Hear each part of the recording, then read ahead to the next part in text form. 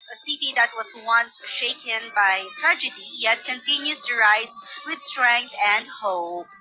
At syempre kasamang Audrey, kaya ang sinisimbolize nito yung Baguio City dahil nandyan sa harap ng kanilang float itong Lion's Head na matatagpuan dyan sa Quezon Road. At syempre ang sikat na sikat dito sa Baguio, ang Baguio Cathedral.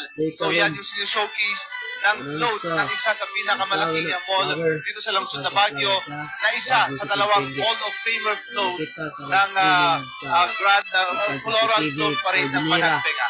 At saka partner, merong ding swan sa isang gilid ng float. Isa yun sa identity ng Baguio City dahil na din sa Burnham Lake. Yes, tama. Tama ka dyan, kasamang Audrey. At syempre, nandyan yung original o yung kasuotan na traditional suit ng mga Cordilleran na hinabi.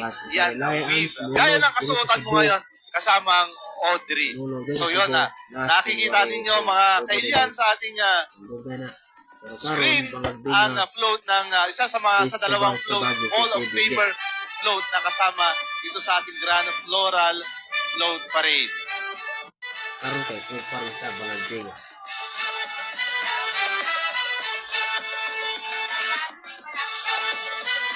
TV would like to thank SCT Enterprises, your one-stop stainless steel supply shop, standard, complete,